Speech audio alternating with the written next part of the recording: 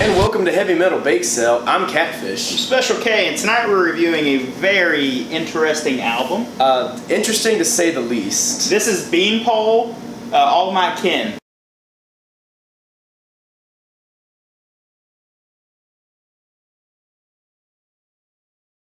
So I'll put some pictures of the actual album right here. So this album is a Les Claypool side project.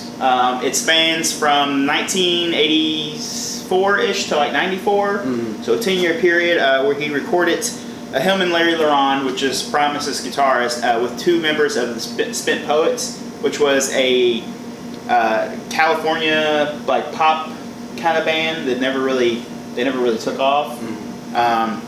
So this project is something he did with them. Funny story about this album though.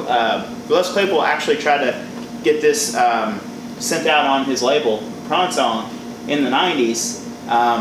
But his distributor, when he gave it to the distributor, they essentially laughed at him and said, "We're not putting that out," and then promptly dropped him as a distributor. So, and I mean, after listening to it, it's kind of hard to blame him. I'm not gonna lie. This is not a bad album, but you have to understand before we start talking about the album as a whole. This entire album, they encouraged all the musicians to play instruments that they were not comfortable and they have not mastered. So, like Larry Leron is not playing guitar on here. Les Claypool is not going to be playing bass on here, which is what he does. The Spent Poet guys, whatever they normally do, they're not going to be playing their normal instruments. So their instrumentation is pretty interesting. They have just about every instrument you can think of. They've got trumpets. They've got very wide range. Yeah, accordions, mouth harps. Your upright basses, piano, organ, banjo. It's interesting in that aspect. So now we're going to go ahead and get into the track listings.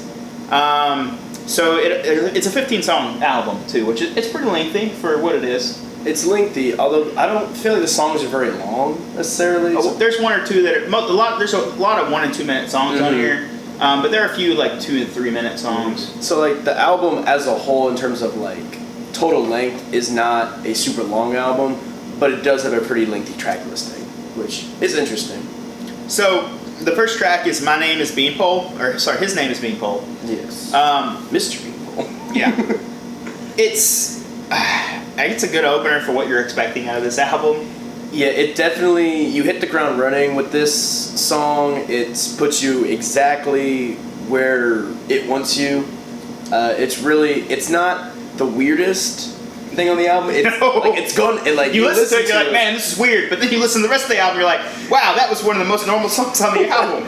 But like, it kind of eases you in a little bit. You don't want to start off with the weirdest thing ever, because then you don't want to start with Embryo. You don't want to start out with Embryo. Oh, we'll get to Embryo.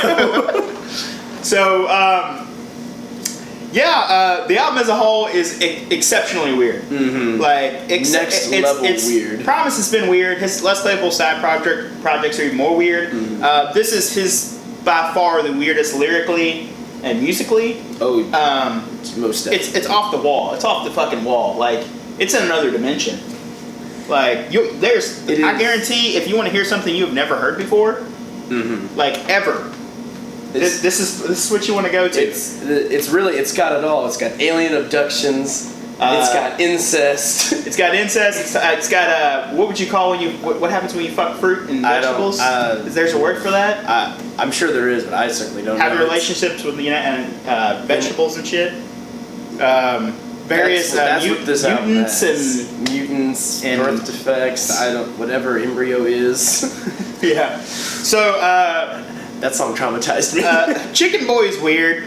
We're going to the next track is Chicken Boy. Yeah, it's weird. It's talking about, I guess it's technically cannibalism, sort of. It's talking about one of there's an overarching theme about cousins in the album, and Chicken Boy is one of the cousins, and they talk about, essentially talking about eating him, frying him up and eating him with, Yeah, but to me, Chicken Boy it's not one of the more memorable tracks. It's definitely weird, but if any of the tracks are going to kind of slip from your memory, I think Chicken Boy is probably, at least for me, it wasn't as memorable. Yeah. But that doesn't mean it's any less weird. So the next song is Cousins, which I thought was the best song on the album. I think it makes one of the songs from a storytelling standpoint makes the most sense. Mm-hmm. I feel it connects really well, and it works with that overarching theme. I could almost see this one being maybe 1 or 2, maybe like 2 if it was the second song as opposed to the third song. But it is good to have it early on in the album, and it definitely does set a tone. Yeah, honestly, I think it should have been the first track on the album. Beanpole was cool, and it eases you in. I think Cousins might have been a little much. Mm-hmm. But yeah, it's one of the longer tracks on the album. I think it's almost 3 minutes, or is 3 minutes. Mm-hmm. And I liked it. I think it was the most catchy. It's the only album. It's one of the only songs I caught myself singing along with. It does have a, we're all cousins. Yeah. It has a rhythm to it that you can kind of. It's kind of like it's kind of hypnotic. It's got a psychedelic feel to it. That song does. Yeah. Yeah, it's definitely weird. I'm not going to talk too much about the next track, which is Supper Time. It was really short. Yeah. It wasn't an instrumental. I think it was. I don't even remember that one that well. So the next one is the only single they released off the album, and it's not on YouTube. They released it on SoundCloud as a single. So and it's Farmer Loved Onion. Oh boy.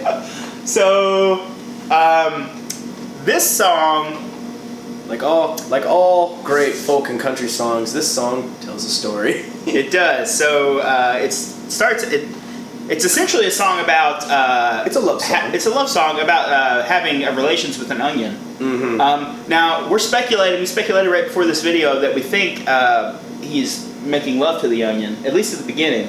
It seems that there's this sort of a sexual nature to the song. It goes on to talk about. Oh, by the way, Les Claypool is not singing. He's not singing on any of these songs. I'm neglecting to mention that. It's actually one of the Spent Poet guys. He does backup vocals on some of the tracks, specifically this album. He does backup, or the song he does backup tracks on, or backup vocals. Mm-hmm. But he doesn't. He's not up front like he is in a lot of his other side. Which seems like a missed opportunity because he has such a strange voice that would fit so well with this strange. So anyway, back on Farmer Loved Onion here. It starts out with relations with an onion. He's talking about getting married to the onion, and then being sexually attracted to the onion. Mm-hmm. It's so fucking batshit crazy. It's really so out there that you can't take it horribly serious. Yeah. His previous relationship was with a cob of corn, and then he was trying. He went to a county fair and got attracted to a Bartlett pear. Yeah, I don't know. Drugs are bad, children. It's just a classic story of a love square, a love triangle. Yeah. So the next track on the list is Sponge Boy. Sponge Boy. It's hard to say with a straight face. It's hard to talk about a lot of this. This is the inspiration for SpongeBob. What are you talking about? I think they were inspired by Ween, but I mean maybe. Well, to be fair, Les Claypool had some involvement with SpongeBob when it initially came out. On the pilot, they showed Les Claypool and he was like, "This is crazy. It's going to be an amazing show." And I don't know to what extent he had involvement. It's in the book Over the Electric Grapevine. Mm-hmm. They talk about it a little bit in there, but Les Claypool's had his hand in everything. Yeah, it's true. So Sponge Boy, it's weird. It's short. It's a song about one of the weird cousins. Most of the songs are just about one of the cousins and just their strange behaviors. And reference the album art if you want to see the cousin pictures. Mm-hmm. Yes, we'll have that at the end. So we're gonna skip Midnight Snack. Again, I believe that was an instrumental as well. I think all the ones about food are all very short instrumentals. Embryo. We're on to our embryo. This song, to me, is the most memorable song. Yes. Because it is the weirdest song, I think. It is, again, about one of the cousins and his weird birth defect. He looks like an embryo? Yeah, I guess. He looks like an embryo. He has his umbilical cord, and he's going to school and getting made fun of. And imagine he looks like the guy from the Goonies. That's what I picture. They do a good job of painting a very vivid picture of what they're going to go for in Embryo. Yeah, this album's hard to talk about seriously. It really is. Like we're talking semi-serious about this album. It's not. It's definitely not a serious album in any way, shape, or form, instrumentally or lyrically. Like you could tell that they were hanging out. They did some drugs. They were drinking, and most of these were probably written and sang in 1 or 2 takes. And it's to tell because there are flaws on some of the songs. But again, like I said, nobody's playing their normal instruments. So yeah, Embryo, interesting song. If I were to tell you if you wanted to like just hear a few songs off this album, I would listen to Cousins. We skipped Pumpkin Picking Time. How did we skip that one? Oh, you didn't know the track. Oh man, we skipped one, which I thought was the other good song on there. Pumpkin Picking Time. We skipped a couple songs on there. We skipped Grandma and Pumpkin Picking Time. Grandma's one of my favorite songs on the album. Yeah. All right, so now we're going to talk about Pumpkin Picking Time. I will put a track listing in the description so people see it. Pumpkin Picking Time is the most normal song on the album. Yes, definitely. It's talking about picking some pumpkins and making some pumpkin pies and pumpkin cheesecake. It's fun. It's creepy, but like it's fun. Yeah. It's kind of sing-song. You can kind of bop to it a little bit. But again, it's creepy. It's really cool if you want a Halloween song. I mentioned this beforehand. If you were having a haunted house or you wanted to have a themed haunted house, you could easily have a themed haunted house based on this album. Yes. And it would be creepy as fuck, and it would be amazing. It would be super creepy. If you wanted to have like a creepy farm-themed... inbred, hillbilly, haunted house with... Like, these are very unique ideas. Like, I give them props for that. But they're weird. It's weird. So we're going to talk about, the next track is Grandma. Like, keep in mind we skipped around a little bit. But next track is Grandma. Grandma is my favorite song on the album. I think story-wise, it's the least weird, but it's very interesting. It's about the old grandma of the cousins. The inbred cousins. And she wears a colander on her head because she thinks it keeps the aliens away who have abducted her in the past. So who knows? Maybe Grandma did get abducted. So when this song was written, this was probably a new concept, but like now it's kind of cliche. Yeah. But like when you got to think of the time period that the album came out. In the between the 80s and the early 90s. Yeah. Who knows? So we've already talked about Embryo and Midnight Snack and Sponge Boy. So now we're going to talk about Judge Wapner.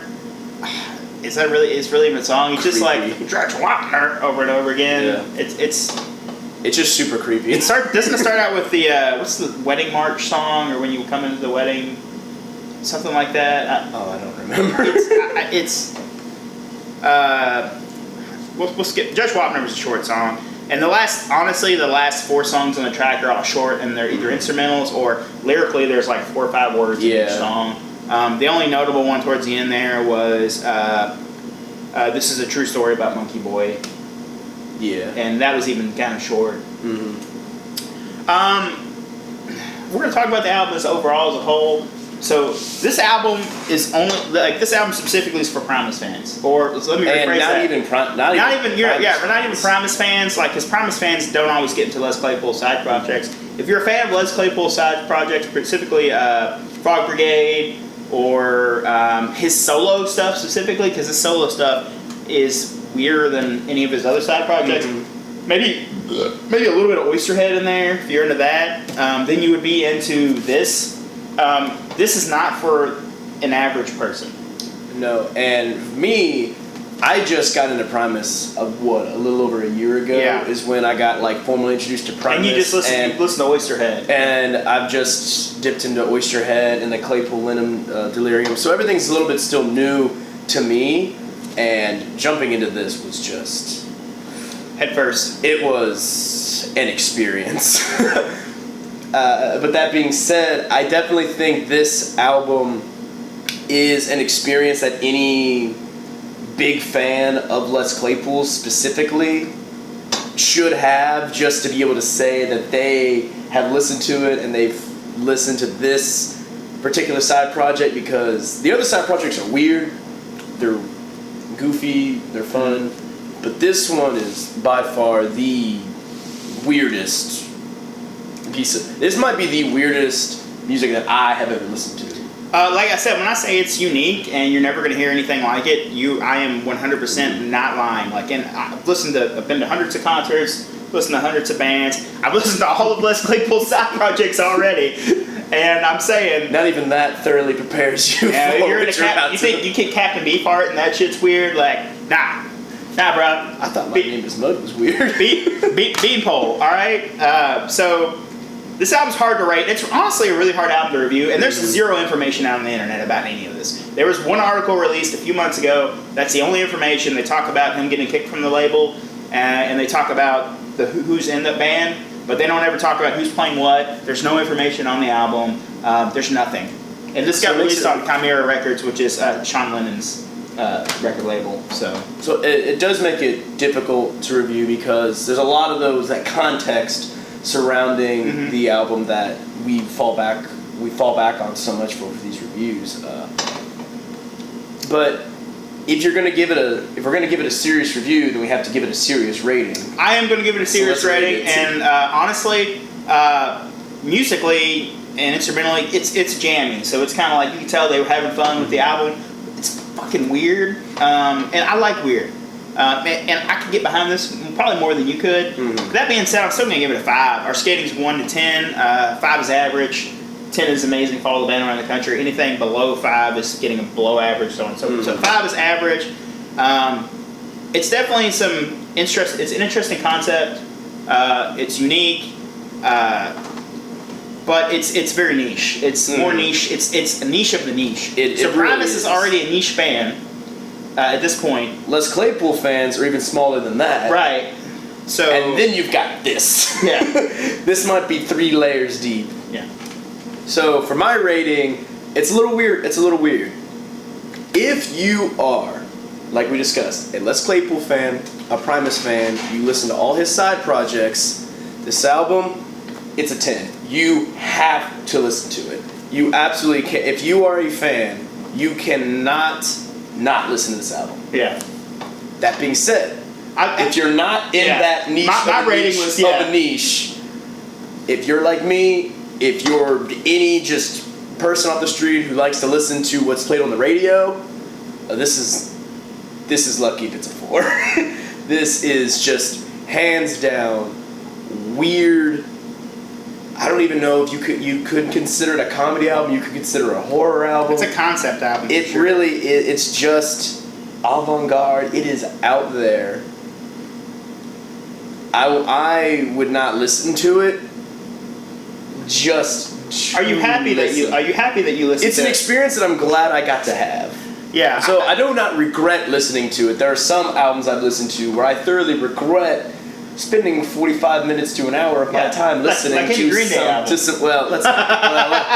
Joking. I don't know about all that. I'm not joking. But it's definitely an experience worth having once. And, just one and done. Never again. Now, I'm going to go ahead and say this. I listened to this album 10 times all the way through. So I have a strong feeling for this album. Will I ever listen to this album again? No, I will not ever listen to this album ever again. Unless we are hosting a crazy hillbilly farm-themed haunted house. Yes. So, as far as Les Claypool's other projects, they are all better than this one. Yes, definitely. Is this cool? Yes, it is awesome. If you're a normal listener to music, don't even bother with this album. It's going to creep you out. You're not going to be into it. Like I said, like Joe said here, just if you're a Primus fan and you're into Les Claypool side projects, definitely get into this. If you're not, it's just a lot. It's a lot. Like I said, it's in another. It's outer space. It's past outer space in another dimension. Next level weird. It's like, are they even from this earth? Like, weird. So yeah, I'm gonna stick with my 5. I don't think it's bad by any means, but an average person is gonna be put off by this album, I think. Yes. And that's why we don't have Prairie Dog on here, because I think he would be put off by this album. And I think Seabass would have nightmares. So that's been our episode. If you'd like to see any other reviews on our channel, you can leave a comment down below. Don't forget to hit the like button and subscribe. I'm Special K. And I'm Catfish. Thanks for watching.